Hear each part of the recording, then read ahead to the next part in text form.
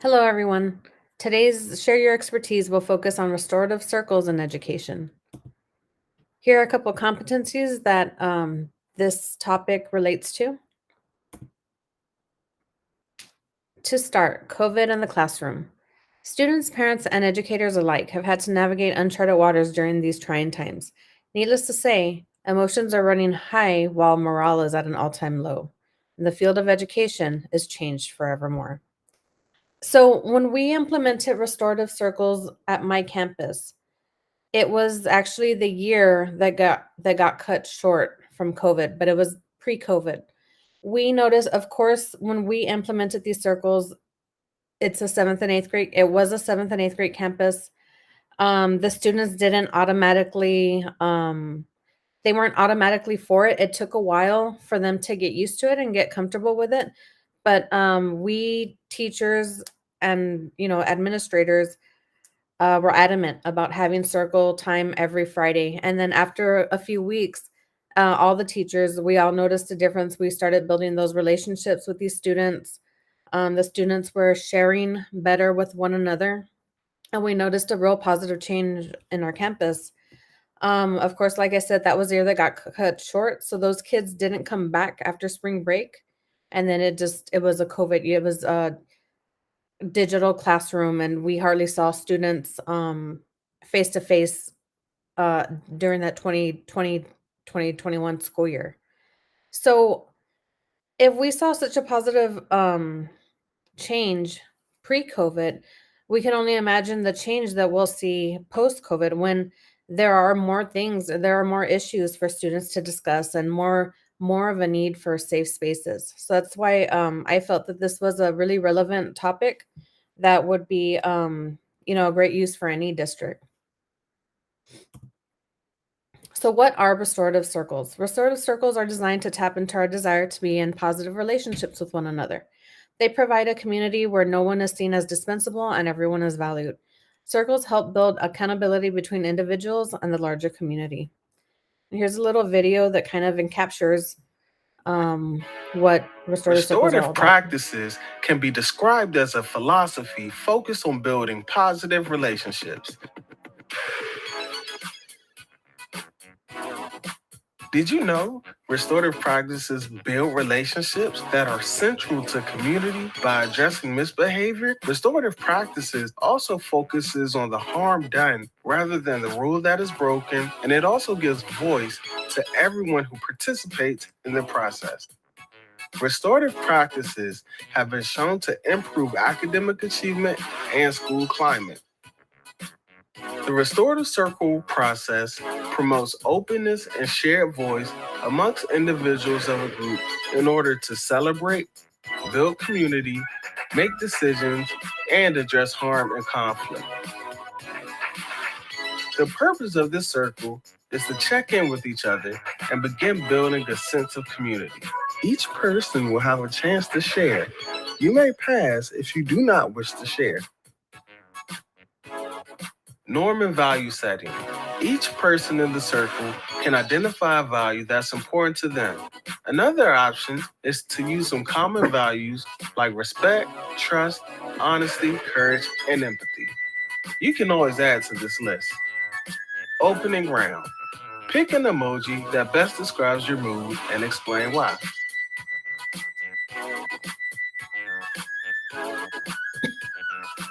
Round number 1, getting to know you. What is something we wouldn't guess about you?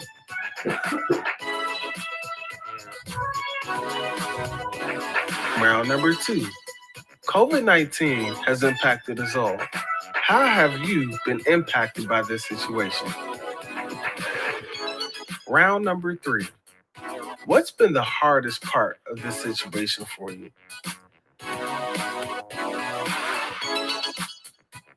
Closing round. What's been one positive for you out of this situation? Subscribe to our YouTube channel and follow us on social media at Lessons for SEL.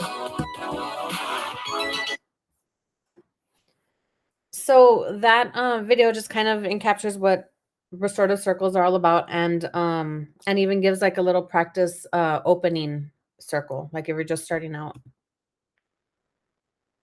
So how can restorative circles be utilized? They build and strengthen relationships and communities, healing harms, increasing accountability, fostering connectivity in ways that allow members to thrive and feel valued, addressing concerns or clarifying meaning, approaching challenging conversations, celebrating achievements and milestones, planning and organizing, redistributing power and or dismantling systems of power and hierarchy, and of course many more reasons or uses.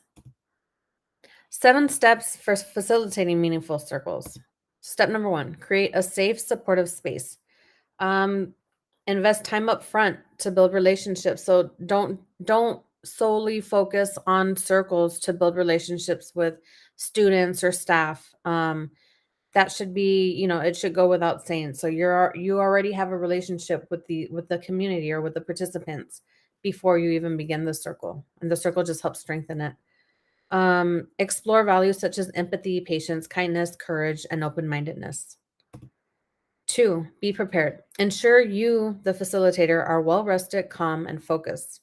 It's imperative to be fully present and able to sit with other people's stories and feelings as well as your own. If you're, like lack of sleep, irritable, in a bad mood, the circle's not gonna do it's not gonna do justice. 3, plan ahead. Decide on a topic or theme that sustains the intended audience's interest. Yes, and it doesn't have to be a big old thing like have a couple of questions ready ahead of time, know what your theme is, know what your topic is. That way it's a focused circle. Find relevant opening ceremony such as a poem, a quote, a piece of music, just something to like an opener. Develop questions and prompts. Be sure to leave time for closing. So make sure that you come for a close. 4, invite participants' perspectives into the space. Encourage participants to share stories from their own lives. Include storytelling rounds. Share authentically of yourself. Personal stories. Students and staff members want to hear from you as well. 5, acknowledge, paraphrase, summarize, and practice empathy. Listen closely to what participants share so that way you can build on those experiences. When the talking piece returns to you, touch on what you felt, noticed, or heard. For challenging or painful issues, model agreed upon circle practices for participants to follow. Number 6, explore what it means to be an effective ally. Ask what else, if anything, participants need from you and from each other. Invite participants to talk about a person in their lives who is a good friend or ally. 7, zoom out to promote understanding on the systems level. Explore whether there are larger systemic forces that underlie the challenges participants have touched on. Studying larger systemic forces in society can help participants better understand their situation. And these systems could be like, racism or classism, stuff like that, and just helps people understand their situation a little bit better. Here's some guidelines on how to conduct a restorative circle. So first, you're going to have a circle keeper or multiple circle keepers. These people, they facilitate conversation and activities. They're in charge. They monitor the well-being of participants and may suspend the talking piece, provide additional information, address the harm caused at the moment, insert stretch breaks or even brain breaks, remove or insert prompts. You just kind of, adjusting, monitoring and adjusting. Circle setup and centerpiece. Provide a literal circle setup with seating. When I was implementing circles in my classroom, we had our circle time in the back of my room. I had like this large area that didn't have any desks, so the kids would sit Indian style, like in a little circle. It was more like an oval. And it just, it just became practice. They knew everyone had their kind of like spots where they would sit. And that's like, I would just say, okay, guys, let's circle up. And they knew what to do. Place the centerpiece in the middle as a focal point. The centerpiece is used to hold items relevant to the circle and participants. Can be symbolically adapted for a virtual circle. So in my circle, in my room, we didn't really have a center. We had a talking piece. And that was just like, it was a little pointer. It was a silly looking pointer. And, when you were holding the pointer, it was your turn to talk, or whoever was holding the pointer, like they could talk. And they would, if somebody had, something they wanted to add, they would raise their hand for so that someone could pass the pointer to them. Opening ceremony. It sets the tone, creates an inviting environment, introduces circles, topic or topics should include a symbol to signal official start, such as a poem, video clip, quote, or song snippet. Talking piece. Item passed from person to person. And this is what I was talking about as the talking piece. We had, it was a little pointer. The item can hold sentimental value or be a trinket. In virtual environments, members may follow the chat list or pass the talking piece by announcing the name of another person. That also works really well, when you're on Google Meets or Zoom. Community agreements. This is particularly important because in circle time, there are some sensitive topics sometimes, or some heavy topics. So we need to agree on rules, such as, of course, the standard, like no one's talking while whoever has the talking piece, like don't laugh at anybody's pain, just stuff like that. So it ensures participants feel comfortable sharing honestly and openly. Authentic communication is crucial in reaching increased understanding and resolution. Circle community arrives at the agreements collaboratively. So it's like everybody comes up with these agreements together, so everybody feels valued and ownership. And some examples are: respect the talking piece, ensure equity of voice, remain present and engaged, speak and listen from the heart. And then, of course, the community can come up with as many agreements as they would like. Prompts or rounds. So these are questions or phrases that help guide the discussion. They're especially helpful in a predetermined topic or in response to a crisis. Without prompts, a circle can lose impact, become sidetracked, or enter into unintended territory. So, like I said, circles should remain focused and always have a theme or topic that you plan to stick to. And so these prompts and rounds just help ensure that you don't get off topic. Closing ceremony, a way to wrap up the discussion. Thank everyone for their participation. You may leave participants with a particular idea to ponder, signal discussion to come, or reveal the next steps. It depends on what your circle is focusing on. So I wanted to provide some examples of what circles look like in the different classrooms or in the different workspace or whatever you're using the circle for. So this one is an example of circles at the elementary level. What we're going to do today is something that you've probably not done before. It's called a restorative circle. Now, ours is a restorative triangle, not triangle, rectangle, square. But regardless, as long as we're all in some kind of a circle where we're all participating, we are doing something called restorative circle. Does anybody know what restore or restorative means? You heard that? You know what it is? Do you know what restorative? Restore? To restore the battery. To restore, okay. What are you doing with it? You are restoring its power. Okay, you're bringing the power back up. Okay, you're improving it. Okay, what do you know about restorative? Restore battery in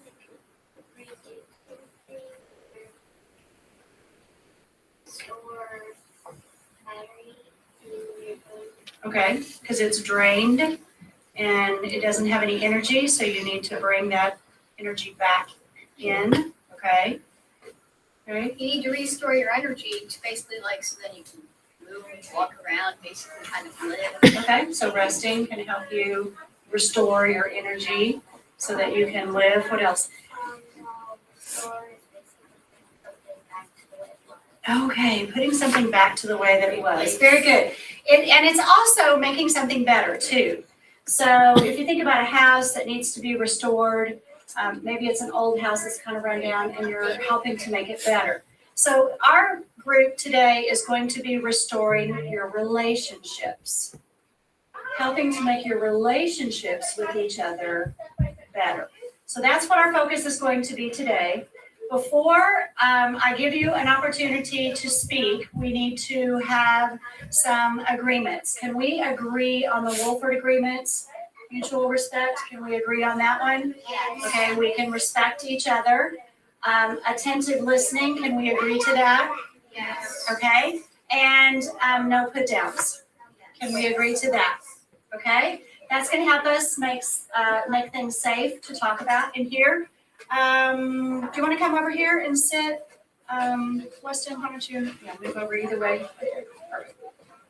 Okay, so the way we're gonna do this, I have a talking stick, it's a talking ball. It is actually a stress ball, it weighs 1 pound, and it has some sand in it. Whoever is holding the talking ball is the one who's talking. That's me right now, right? So we're gonna pass the talking ball around, and when you have the talking ball in your hand, that is your opportunity to talk about something. And I'm gonna give you some questions to think about. Now, this is right to pass eligible.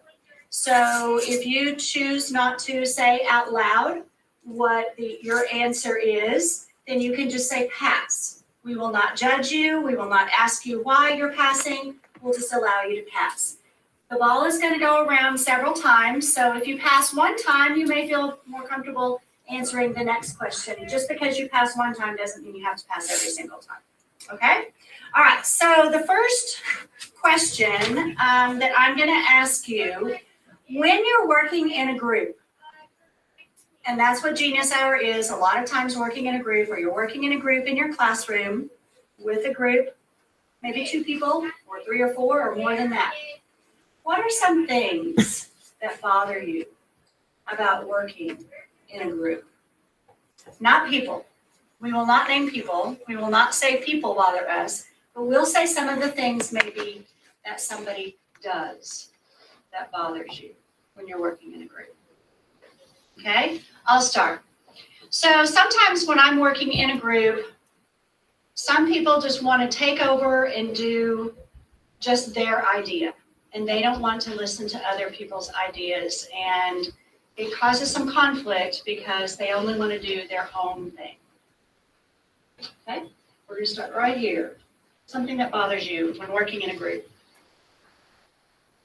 This hasn't really happened to me much, but what really annoys me is when people just want to be lazy and sit back and watch other people do all the work, and then they get credit for doing nothing. It's really large groups that I have trouble with, because like you said, they want to take over, and sometimes one person will have an idea, but someone has another, and we have to we waste a lot of our time trying to solve that problem instead of doing the actual project. For me, it's kind of like what the lady said, except I'm the one that's sitting out doing nothing because someone has a really great idea and they'll just take over and write it down, and I'll be the one not doing it.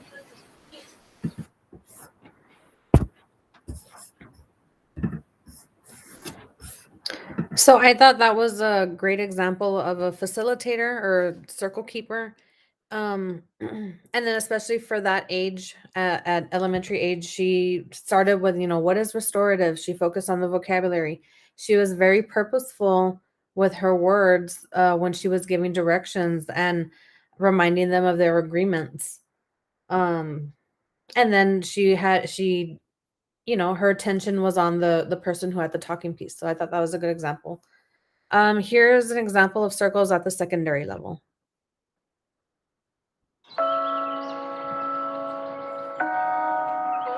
First, I'm going to read a quote.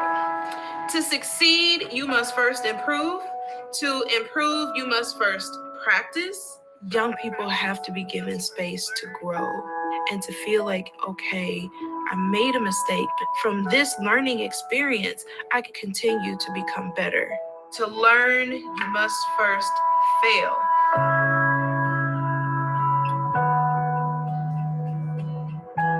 When you're talking about student discipline, a lot of times we are punitive because it's faster and restorative takes more time.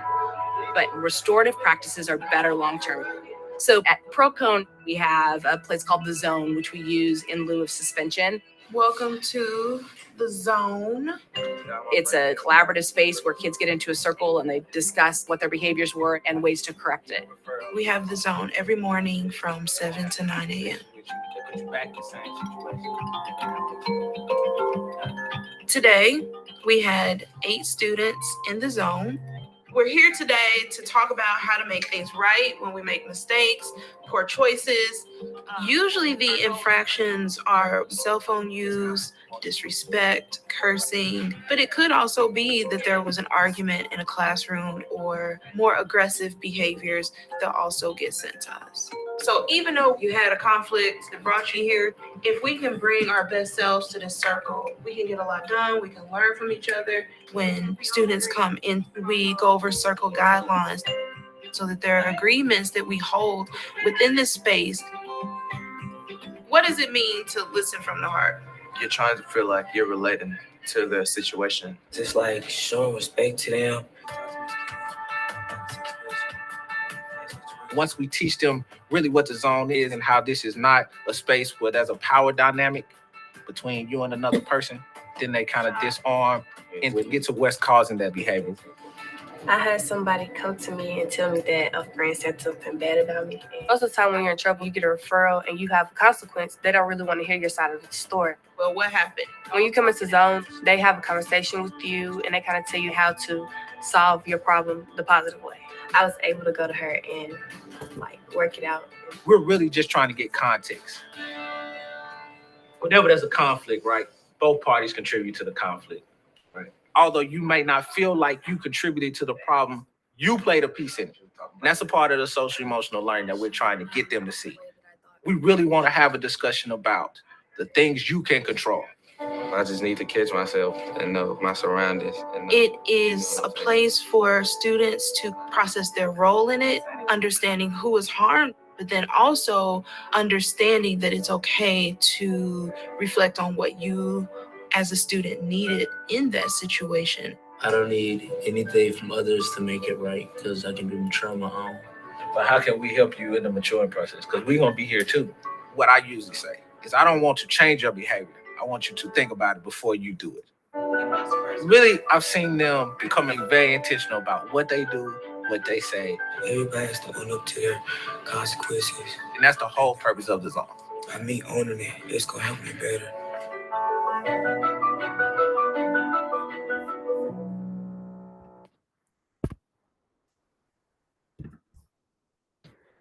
So this one, the secondary example, it focused kind of on minor conflicts such as, gossip, he said, she said, minor infractions such as like cell phone use, which in secondary campuses, that's those little conflicts and infractions, like they can often easily become something far worse. But I mean, it doesn't have to only focus on discipline. It can focus on you can use it for like class assignments too, and it's like the kids just know, or just like well-being, checking in, and so the kids know how to they're used to like utilizing the circles to express themselves, and ultimately it's better for everybody. Here's an example that's purely for discipline or for higher level disciplinary infractions.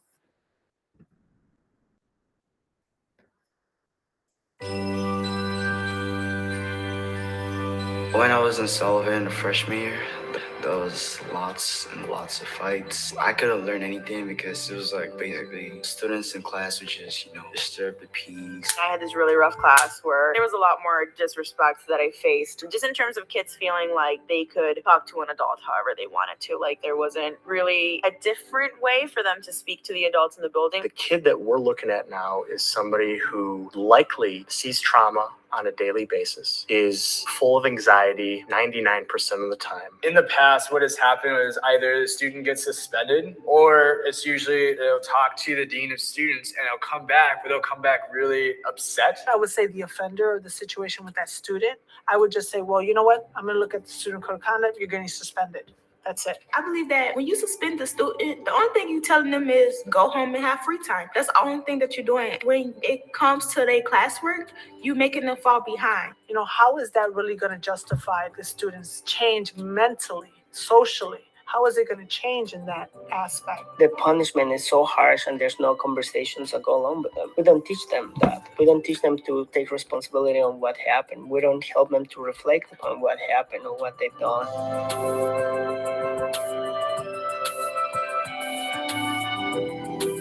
So you'd be the first one in your family to get a high school diploma, first one to graduate from Sullivan. We're 0 for 2 with your family. I want to be 1 for 3. And you're this close. Graduation is May 3rd. When you talk of restorative justice and reduction of suspension, the biggest misconception is that when kids make mistakes and we don't suspend, we're letting them off the hook. That's their whole life has been wrong someone and then run from it, wrong someone and not talk about it. I would tend to think that we are actually making them more on the hook.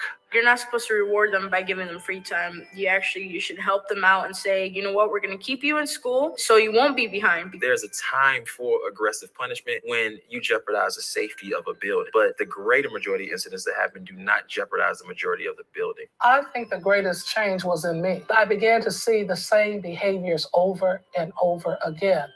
And when I realized it, I said, something else is wrong if Johnny can't stop fighting. So then I reached out to our clinicians, our social workers and our counselor and our case manager. And I said, look at this. I need you to look at the behaviors that I'm seeing. Find out the trigger. What's triggering him to that point? And then once we found that out and I began to really look at it, it was time to stop talking about the problem and making a solution. What we want to teach our students is to kind of navigate through that conflict, take some accountability, ownership of that, of when you do harm, and really learn the skill of reflecting on it. When we have the restorative conversations with the students, when we can talk one-on-one and share our feelings, like, this is how I feel right now. This is how you affected my teaching. This is how this impacted everybody else. How do you feel about this? Or what would you do if you were me? And suddenly now they're confronting it in the moment, being present on what really happened, rather than making up excuses or rationalizing it away, blaming someone else for it. So we do a lot of peer-to-peer conversations and teaching them how to talk to each other. And then we also do conflict resolution, a lot of that. We've also established more of a culture of respect and a culture of positive interactions. We're really stressing positive relationships. It's adults in this building that will give you a different point of view. Most of the time, it prevents things from happening. When they start seeing other people, faculty and staff members, genuinely caring about them, not just, hey, how you doing, but actually, how are you? Other faculty members here, they want us to graduate on time. This year has been really, really good. The hallway's peaceful. You have students in class. Grades went up, scores went up, NWA went up. We shown growth. It's like everybody's trying to learn right now. Everybody's trying to pass and trying to learn something. All the other teachers here, they are very supportive. They really want you to do the right thing when it comes to education. And they want you to have a really good life. They don't want you out in the street. When I began to really assess the communities where they're coming out of and what's going on with them at home, then we wanted this to be their safe haven. If I need help on something, I can go to one of the teachers, the staff. They make you feel like you're a family to them. You mean something to them. You're very special. We actually listen, we talk to, we mentor, we give and help develop skills to students that might not have necessarily had them. Some of the students look at us as fathers, mothers, mentors. And that's the difference, the concern, the compassion, the love, and that's called real love that they're giving them. And what I want to see is less students giving up and more students making the decision and the choice to be somebody positive in our community.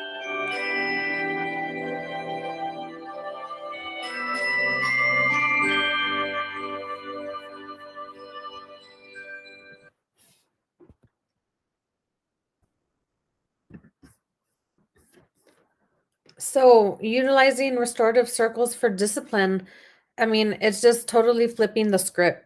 Like they said, instead of suspending and just teaching them to run away from the problems, having these students working it out with adults as a team, I mean, that could just do wonders in the field of education. So it's utilized in schools. Restorative practices are utilized in schools, but it's a lot of the times we still fall on the old systems. So it's just something to think about for your district. And then we also, it's not just students, right, that feel emotions or come into conflict. Sometimes, I mean, we're adults, so we don't like to admit it, but sometimes we have problems with a coworker. or there's, you're feeling frustrated with somebody else. So here's an example of utilizing circles in the workplace. It doesn't just have to be education. It could be, any workplace too.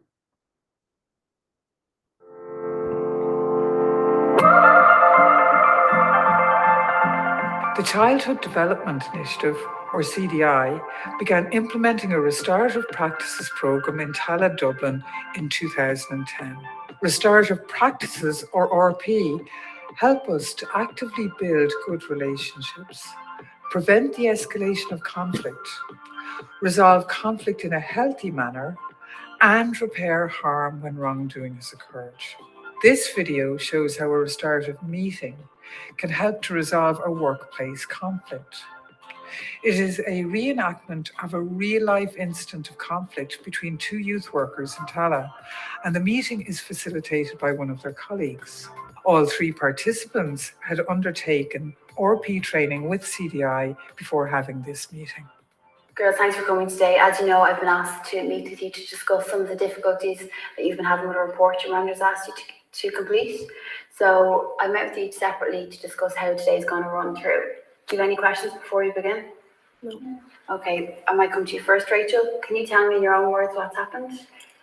We have a report due for our manager, and I've had to do all of the work. I've had to complete the majority of the report, and Sarah hasn't helped at all. I'm just really frustrated and tired and annoyed. And what were your thoughts at the time? Just I can't understand why she won't help. There's so much of it to do, and I've had to do it all. I'm just getting really, really upset and frustrated about it. Okay, and what have your thoughts been since? I just can't understand why she hasn't helped. And it's just really, really hard to come into work and do all the extra hours to try and get it done. And how has this affected you and maybe some other people? I'm really tired. As I said, it's taken, hours outside of work to complete the report, and I'm just really frustrated every time I see Sarah. I just can't understand why she won't help. And what has been the hardest thing for you? Just all of the extra work that I've had to complete, and it doesn't seem fair. We were supposed to share it, and it's supposed to be completed between us. Okay, thanks, Rachel. I'm going to speak to Sarah now, and I'll come back to you in a while. Okay, Sarah, so you've heard what Rachel's had to say. Can you tell me in your own words what's happened? We were given a report by our manager to share between us, and Rachel came out and she divided it up, but I didn't know how to do half the report. So I got some of it done, but I haven't finished my part because I actually don't know how to do it. I've never done the report before, but Rachel has, so it's just kind of frustration. I'm not really sure how to approach her about it. Okay, and what were your thoughts at the time? Just really upset and kind of frustrated because I know I could do the report if she just helps me out with a few areas. And what have your thoughts been since? Just I'm still really upset about it because it's like it's due in a week or two, and like this is my first report, so I don't want to be late in with it. So I'm just really frustrated and upset about it. And how has this affected you and maybe other people? When I'm going home and I'm like just really upset, like I'm talking to my family and friends and just saying like the job is brilliant, but this report is making me really like worried about the job. And if it doesn't get in on time, my manager might question my ability to do it. So it's really upset. And then what has been the hardest thing for you? Not knowing how to approach Rachel and not like getting the work done and just feeling like this at work. Okay, thanks, Sarah. I'll come back to you in a minute. Rachel, you've heard what Sarah's had to say. Is there anything you wanted to add at this point? I suppose I didn't realise that Sarah wasn't able to complete the report. I thought she just wasn't willing to. Okay. So I kind of can see her perspective now. Is there anything you'd like to add, Sarah, there? Yeah, I didn't know. Rachel thought I was just like not doing it because I just didn't want to do it. I actually really want to learn how to do it properly. Okay, great. Rachel, what do you think needs to happen next? I think we should just sit down together and go through the whole report and complete it from this point on together. How does that sound? Is there anything else you'd like to add? No, and I'm really happy to do that. Okay, so what you both agreed is that maybe perhaps after this meeting that you'll arrange a time for you both to come together to divide the report out separately. Rachel, maybe you can explain to Sarah some of the parts that she doesn't understand. Is that okay? Does anyone want to add anything else? Oh, that's great. Yeah, okay. That's perfect. Great.